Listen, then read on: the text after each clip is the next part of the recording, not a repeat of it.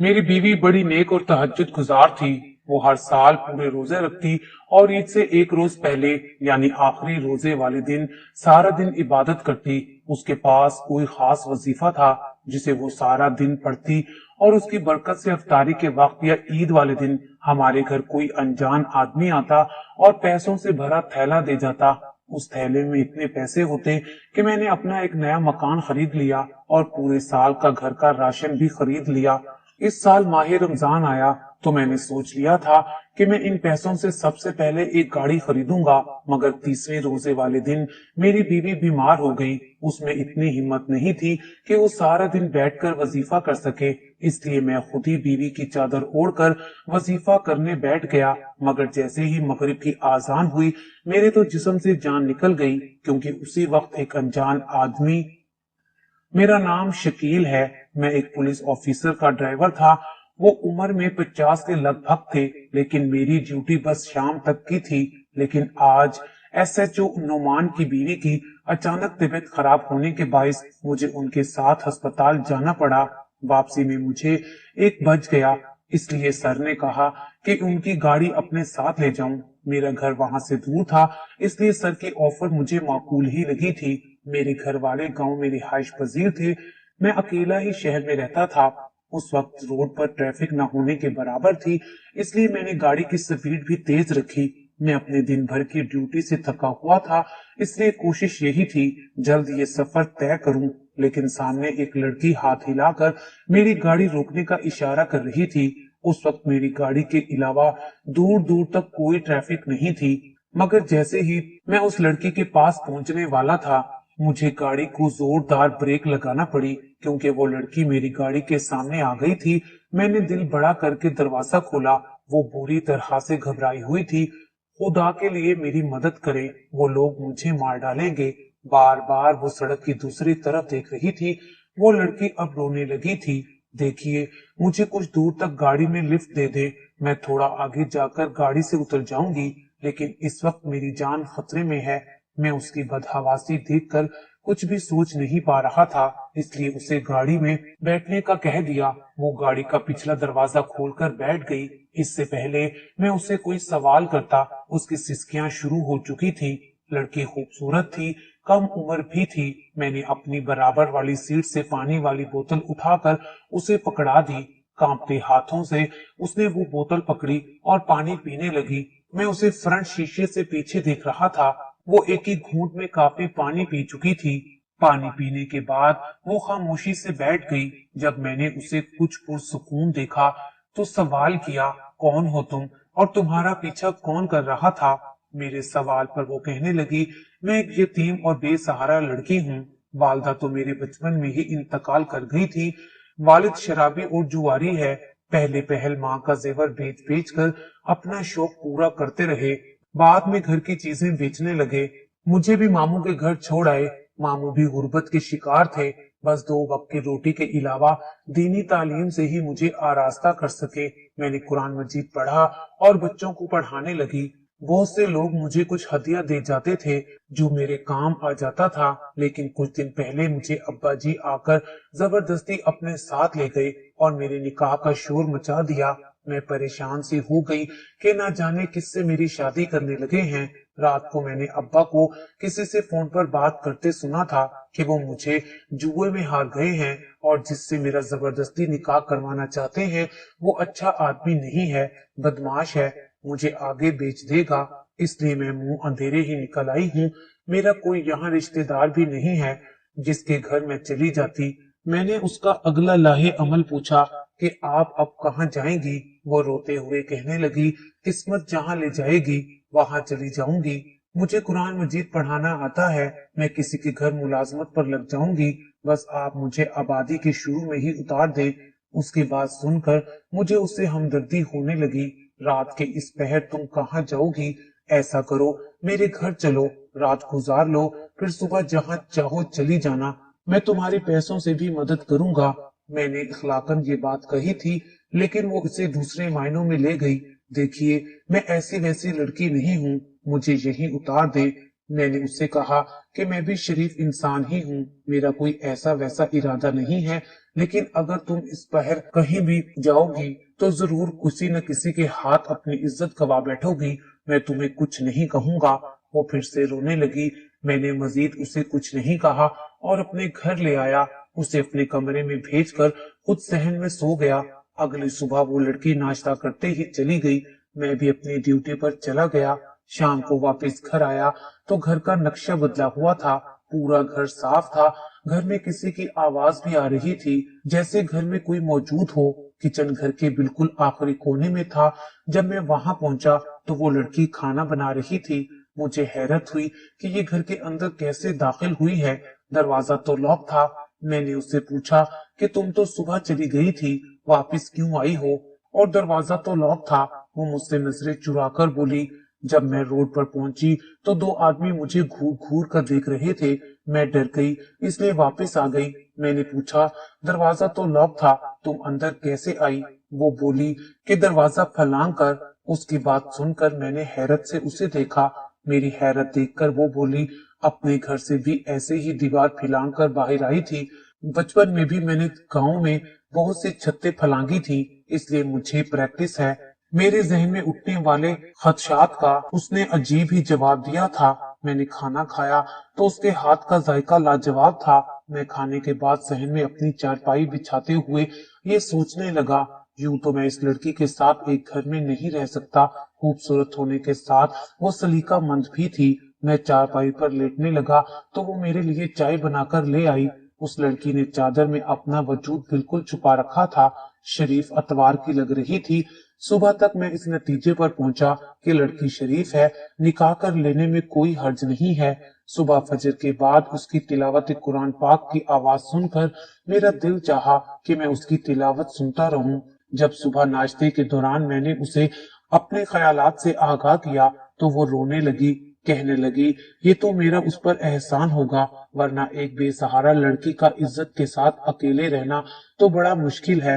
बहरहाल वो रजामंद हो गई और मैं भी मुतमईन हो गया, क्योंकि मेरा भी आगे पीछे कोई ना था। गांव से यहाँ आया था। शाम को मैंने उस लड़की से निकाह कर लिया। उस लड़की का नाम आमना था। आमना बहुत अच्छी बीवी साबित हुई थी। 5 वक्ती नमाजी और तहज्जुद गुजार थी। उसे पाकर तो मुझे लगा मेरी जिंदगी अब मुकम्मल हो चुकी है। बस अपनी तनख्वाह अब कम लगने लगी थी, लेकिन आमना ने कभी शिकायत नहीं की थी। मुझे समझ नहीं आता था कि वो इतनी कम तनख्वाह में कैसे गुजारा कर लेती है। खाने में वो हमेशा मेरे सामने अच्छी चीजें ही रखती थी। मैं रोज ही खाने में कभी कीमा कभी गोश्त देखकर हैरान होता। मैंने आमना से पूछा कि तुम इतनी कम तनख्वाह में ये सब कैसे बना लेती हो? वो पहले तो मुस्कुराई, फिर कहने लगी, उसका अल्लाह पर कामिल यकीन है। वो जब भी अल्लाह के हजूर मदद तलब करती है, कहीं से उसकी मदद हो जाती है। कभी जाए नमाज के पीछे से उसे पैसे मिल जाते हैं, तो कभी कुरान के नीचे से पैसे मिल जाते हैं। पहली बार मुझे उसकी बात ना जाने क्यों झूठी लगी, लेकिन मेरा यकीन उस वक्त पुख्ता हो गया जब शादी के 1 माह बाद ही रमजानुल मुबारक का रहमतों का महीना शुरू हुआ। मेरे बॉस मुझे असर के बाद छुट्टी दे देते, लेकिन घर पहुंचते पहुंचते मुझे मगरिब हो जाती थी। अफ्तारी मुझे रास्ते में ही करना पड़ती थी। जब मैं पहले रोजे मगरिब पढ़कर घर लौटा तो सहन में कई किस्म के लवाजमात मुझे अफ्तारी में नजर आए। आमना सब कुछ वैसे ही दस्तरखान पर रखे नमाज में मशगूल थी। नमाज पढ़ने के बाद उसने कोई वजीफा पढ़ा और फिर अपने हाथों को फूंक मारकर अपने चेहरे पर फेरने लगी, फिर मुझ पर फूंकने लगी। उसने जाए नमाज के नीचे से पैसे निकालकर मुझे पकड़ा दिए। 5,000 के कई नोट थे। मैं कभी हैरत से उसे देख रहा था, कभी उन नोटों को। आमना मुस्कुराने लगी, कहने लगी, ये पैसे रख लें, मैंने अफ्तारी में कुछ नहीं बनाया है, ये महीना में इबादत में गुजारती हूँ। ये सब खाने का सामान तो कोई अल्लाह का नेक बंदा मुझे दे गया है, और ये पैसे भी, मैं इन पैसों का क्या करूंगी? शकील आप रख लें। अगर मैं ये सब चीजें और पैसे अपनी आंखों से ना देखता तो जरूर झूठ समझता। मेरे दिल में आमना की मोहब्बत और कदर बढ़ने लगी थी। घर में आसाइशें आने लगी थी। मेरे साहब ने मेरी तनख्वाह बढ़ा दी थी। मेरे लिए आमना खुश नसीब साबित हुई थी। मेरी मोहब्बत उसके लिए दिन ब दिन बढ़ने लगी थी। बदले में वो भी मेरा बहुत ख्याल रखती थी। मैंने आमना से कहा कि वो दुआ करे कि अल्लाह ताला मुझे इतने पैसे दे कि मैं अपना घर खरीद सकूं। आमना बोली, मैं आखिरी रोजे वाले दिन सारा दिन वजीफा करूंगी, फिर तुम देखना ये मुश्किल भी अल्लाह ताला आसान कर देगा। और इसी तरह जब आमना ने आखिरी रोजे वाले दिन वजीफा किया तो मगरिब की आजान के वक्त हमारे घर के सहन में कोई आदमी एक पैसों से भरा बैग फेंक गया। जब मैंने बैग खोलकर देखा तो 35 लाख थे।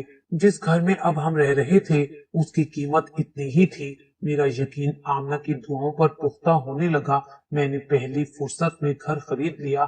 खुद आमना सादा से लिबास में रहती, ज्यादातर आंखें बंद किए वजीफा करती रहती। एसएचओ नुमान साहब आजकल परेशान रहने लगे थे क्योंकि एक दुश्मन मुल्क का गिरोह हमारे मुल्क में नशे की स्मगलिंग कर रहा था। उन्हें कुछ शहादतें मौसूल हो चुकी थी, इसलिए वो चंद दिनों में इस गिरोह पर हमला करने वाले थे। मेरे साहब अपने मुल्क की खातिर अपनी जान तक दे सकते थे, लेकिन पिछली बार उनका ऑपरेशन नाकाम हो गया था। उस गिरोह के लोग मौके पर ही फरार हो गए थे, इसलिए नुमान साहब परेशान थे।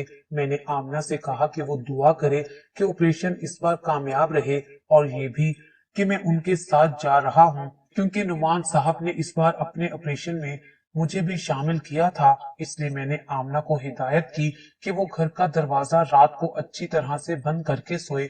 आमना मेरे लिए बहुत फिक्रमंद रहती, बार बार मुझ पर आयतल कुर्सी पढ़कर फूंकने लगी। उसकी यही फिक्र मुझे उसकी तरफ हद दर्जा माइल करने लगी थी। सर नुमान के पास पक्की खबर थी कि वहां स्मगलिंग हो रही है। हम लोग वक्त मुकर्रर पर वहां पहुंच गए जिस जगह की निशानदेही की गई थी। सर ने दुश्मनों का चारों तरफ से घेरा ले लिया था। इससे पहले कि सर उन पर हमला करते, उन्होंने सर की टीम पर हमला कर दिया। सर उसमें जख्मी हो गए, उनके बाजू पर गोली लगी, वो दुश्मन लोग भाग गए। ये मिशन बुरी तरह फेल हो गया। बस शुक्र के सर की जान बच गई। सर को फौरी तौर पर अस्पताल पहुंचाया गया। बहुत से एहलकार भी वहां पहुंच गए। सुनने में यही आया कि ऐन वक्त पर मुखबरी हुई है। मैं रात भर सर के पास ही बैठा रहा। सर को संभालने में मेरे कपड़ों पर भी खून लग गया था। सुबह जब मैं घर पहुंचा तो आमना मुझे यूं खून से रंगी शर्ट देखकर फिक्रमंदी से पूछने लगी। मैंने कहा कि मैं तो ठीक हूँ, बस सर को गोली लग गई है, लेकिन वो भी खतरे से बाहर हैं। आमना ये सुनकर चुप हो गई, फिर कहने लगी, चलो शुक्र है सर की जान बच गई है। मैंने कहा, हाँ ये तो अल्लाह का करम हो गया। चंद माह यूं ही गुजर गए, फिर मुझे ये खुशखबरी भी मिल गई कि मैं बाप बनने वाला हूँ। आमना ये सुनकर कुछ चुप सी हो गई, लेकिन मेरी खुशी काबिले दीद थी। लेकिन उसका उतरता चेहरा देखकर मैंने उससे वजह पूछी। तब वो कहने लगी, उसे अपनी वालदा का वक्त सोचकर डर लगने लगा है कि कहीं वो भी माँ बनते हुए मर ना जाए। मैंने उसे तसल्ली दी कि परेशान ना हो। अब मैं आमना का बहुत ख्याल रखने लगा। जैसे जैसे वक्त गुजरता रहा वो गुमसुम से रहने लगी। मैंने उसे कहा कि तुम अल्लाह की नेकबंदी हो, तुम्हारा अल्लाह पर यकीन इतना पुख्ता है, फिर क्यों घबराई हुई हो। अल्लाह ताला से मदद मांगती रहो, अल्लाह ताला फौरन तुम्हारी दुआ सुन लेते हैं। आमना मेरी बातों से मुतमईन हो गई। फिर देखते ही देखते 8 माह गुजर गए। माह रमजान का महीना आ चुका था और ईद के फौरन बाद मेरे घर में भी एक नन्ना मुन्ना सा मेहमान आने वाला था। उन दिनों की खुशी से मेरे पैर जमीन पर नहीं टिक रहे थे। मैंने बच्चे की खूब सारी शॉपिंग की। डॉक्टर ने बताया कि ऑपरेशन करना पड़ेगा। मेरे पास ऑपरेशन के पैसे नहीं थे। फिर मैंने किस्तों पर गाड़ी भी एक बुक करवा ली थी। मुझे यही लगा था इस बार भी आमना वजीफा करेगी तो हमारे पास पैसे आ जाएंगे तो मैं गाड़ी की किस्तें भर दूंगा। लेकिन आमना इस बार बीमार रहने लगी, रोजे भी नहीं रख सकती थी और अब एक नया खर्चा ऑपरेशन का था। इसलिए मैं रात भर ये सोचता रहा कि अब क्या करूं। बस मुझे यही एक तरकीब सूझी कि मैं ही इस बार अल्लाह ताला से मदद मांगता हूँ। आमना की नेकनामी पूरे मोहल्ले में मशहूर है। जो भी आदमी उसकी मदद रमजान में करता था वो अब भी करेगा। अगर मैं आमना की चादर ओढ़कर सहन में बैठ जाऊं तो मेरी मदद भी जरूर हो जाएगी। उन्हें क्या पता कि चादर के अंदर कौन बैठा है, उन्हें तो मदद ही करनी है। मैंने ऐसा ही किया। 30वें रोजे वाले दिन काम से छुट्टी की और वजीफा करने लगा। मैंने उस वक्त सहन का दरवाजा खोल दिया था और आमना को नींद वाली दवाई खिलाकर सुला दिया था। उसके कमरे का दरवाजा बंद कर दिया। आमना सो रही थी। मुझे तसल्ली थी कि मेरा काम आसानी से हो जाएगा। मैं आमना की चादर ओढ़कर वजीफा करने लगा। मगरिब की आजान से कुछ देर पहले वो मर्द मेरे घर में दाखिल हुए। वो मेरे पास बैठ गए। मैंने चेहरे पर पर्दा डाल रखा था, इसलिए वो मुझे पहचान नहीं पाए। एक मर्द ने शापर मेरे पास रख दिया जिसमें अफ्तारी का सामान था। दूसरे ने पैसों वाला थैला मेरे सामने रख दिया। उसके बाद जो बातें उन्होंने मुझे आमना समझ के की, मेरे तो पैरों तले से जमीन निकल गई। उनके जाने के बाद कुछ पल तो मैं अपनी जगह से हिल भी ना सका। आमना की हकीकत मुझ पर आश्कार हो चुकी थी। सबसे पहले तो मुझे खुद पर गुस्सा आ रहा था कि किस तरह मैं उसके साथ शादी का बंधन बांध चुका था। कितनी बड़ी साजिश हुई थी मेरे साथ। फिर आमना की हालत देखकर मुझे खुद पर रोना आया। वो मेरे बच्चे की माँ बनने वाली थी। मेरा जी चाहा कि मैं अपने बालों को नोच लूं। मैं क्या कर बैठा था। मुझसे अनजाने में कितना बड़ा जुर्म सरजर्द हुआ था। इससे पहले कि आमना नामी वो औरत अपने नापाक इरादों में कामयाब होती, मैंने अपना मोबाइल उठाया और सर नुमान को फोन कर दिया। आधे घंटे के अंदर अंदर एक पुलिस मोबाइल मेरे घर के बाहर खड़ी थी। मैं सहन में रखी चारपाई पर बेजान बुत बना बैठा था। सर नुमान के साथ लेडीज पुलिस भी मौजूद थी। मेरी आंखों में आंसुओं की सतह बुलंद हुई। दिल की हालत बहुत बुरी थी। मैंने आमना को दिलो जान से चाहा था, मगर उसने मुझे कितना बड़ा धोखा दिया था। लेडीज पुलिस अब कमरे की जानिब बढ़ने लगी थी। सर मुझे रंजीदा देखकर मेरे पास बैठ गए। वो जानते थे कि मुझे अपनी बीवी कितनी अजीज थी। मैं अपने बच्चे का सुनकर कितना खुश था। मेरा हंसता बसता घर बर्बाद हो गया था। मेरे कांधे पर सर नुमान ने हाथ रखकर कहा कि शकील, तुमने बहुत बड़ा दिल किया है। तुमने साबित कर दिया है कि मुल्क के लिए तुम कितने सच्चे जज्बात रखते हो। कमरे से अब आमना की आवाजें आ रही थी। वो बाहर आने को तैयार नहीं थी। बार बार कह रही थी, मेरा क्या कसूर है, मैं आप लोगों के साथ क्यों जाऊं।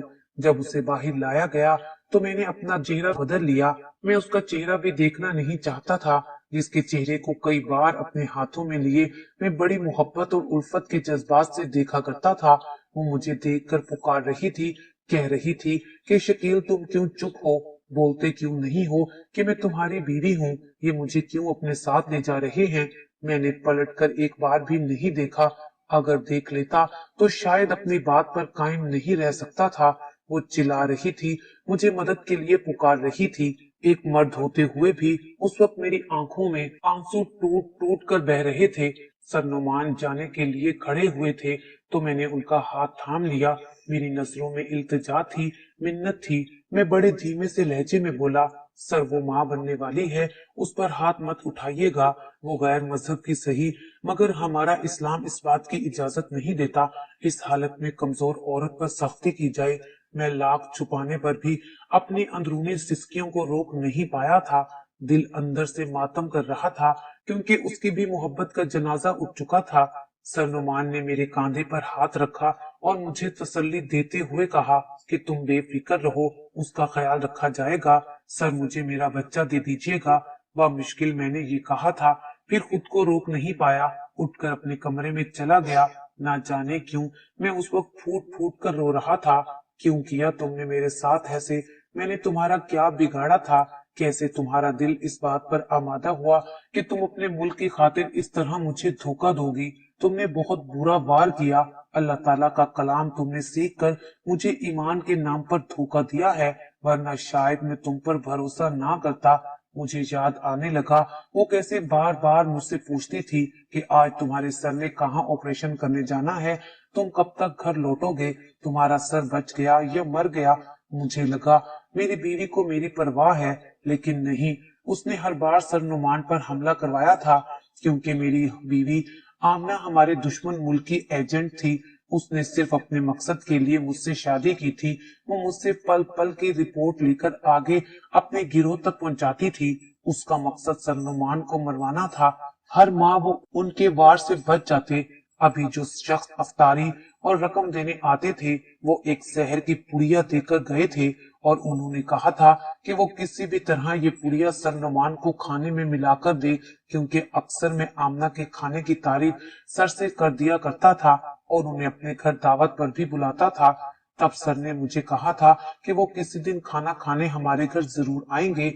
वो मुझसे बेटे की तरह प्यार करते थे। उनका हम सबके साथ रवैया एक शफीक बाप की तरह था और हम भी उनकी खातिर जान हथेली पर रखते थे। शायद उनका अगला प्लान सर नुमान के खिलाफ मेरे घर से बनता। उन्हें जहर वाला खाना यहीं से खिलाया जाता। अगर उन्हें कुछ हो जाता तो मैं तो फंस जाता। आमना ने मुझसे अपने मुल्क की खातिर दिखावे की मोहब्बत की। वो मुझे फंसाने का प्लान बना चुकी थी। मैं फांसी भी चढ़ जाता तो उसकी आंखों से आंसू ना बहता। सर नुमान ने कार्रवाई की तो पता चला उसका नाम आमना नहीं है, वो इसी दुश्मन गिरोह की साथी थी। और अगले चंद दिन में एक ऑपरेशन गैर मुल्कियों के खिलाफ फिर से हुआ। इस बार सर नुमान को फतह मिली। जब मेरा बेटा पैदा हुआ तो उसे मेरी गोद में डाल दिया गया। सर नुमान ने मुझे कहा कि मैं चाहूं तो अपनी बीवी से आखिरी बार मिल सकता हूं, क्योंकि अदालत ने उसे मौत की सजा दी है। लेकिन मैंने उन्हें मना कर दिया। मैं उसकी शक्ल देखना नहीं चाहता था। मैंने अपने बेटे को सीने से लगा लिया और उसके कान में आजान दी। उसका नाम मोहम्मद कासिम रखा। आज मेरा बेटा 10 साल का हो गया है। सर नुमान ने मेरी अपनी पसंद से दूसरी शादी करवा दी थी। आज मैं अपने बेटे और अपनी दूसरी बीवी नाजिया के साथ एक नई जिंदगी जी रहा हूँ।